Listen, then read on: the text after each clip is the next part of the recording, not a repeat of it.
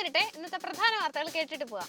ദേശീയ പുരസ്കാരത്തിൽ തിളങ്ങി മലയാള സിനിമ ആട്ടം. മികച്ച ചിത്രം ഉൾപ്പെടെ 3 പുരസ്കാരങ്ങൾ ആനന്ദ് ഏകർഷിയുടെ ആട്ടത്തിന്. സംസ്ഥാന പുരസ്കാരങ്ങൾ തൂത്തുവാരി ആടുജീവിതവും കാതലും. ഹേമ കമ്മിറ്റി റിപ്പോർട്ട് പുറത്തുവിടരുത് എന്നാവശ്യപ്പെട്ട് നടി രഞ്ജിനി ഹൈക്കോടതിയിൽ. വിവരങ്ങൾ ഏത് വിധത്തിലാണെന്ന് അറിയില്ലെന്നും പ്രസിദ്ധീകരിക്കും മുമ്പ് റിപ്പോർട്ട് കാണണമെന്നും താരം. ഈ തേങ്ങ അടുത്ത കാലത്തൊന്നും ഉടയ്ക്കാൻ സാധ്യതയില്ല സ്വാമി. ജമ്മു കാശ്മീർ ഹരിയാന തിരഞ്ഞെടുപ്പ് പ്രഖ്യാപിച്ചു. കാശ്മീരിൽ സെപ്റ്റംബർ 18 മുതൽ 3 ഘട്ടമായും ഹരിയാനയിൽ ഒക്ടോബർ 1 ഒറ്റഘട്ടമായും തിരഞ്ഞെടുപ്പുണ്ടാകും. രണ്ടിടത്തും ഒക്ടോബർ 4 വോട്ടെണ്ണൽ. ഉപതെരഞ്ഞെടുപ്പുകൾ ഉടനുണ്ടാവില്ല. നടക്കട്ടെ, ബാക്കി കാവിലെ പാട്ട് മത്സരത്തിന് കാണാം. രാജ്യത്തെ നടുക്കി വീണ്ടും ബലാത്സംഗ കൊലപാതകം. ഉത്തരാഖണ്ഡിൽ ജോലി കഴിഞ്ഞ് മടങ്ങിയ നഴ്സിനെ പീഡിപ്പിച്ച് കൊലപ്പെടുത്തി.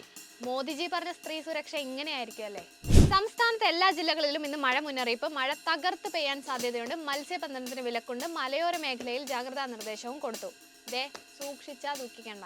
1 മിനിറ്റ് കഴിഞ്ഞു. നാളെ തിങ്കളാഴ്ച കാണാം.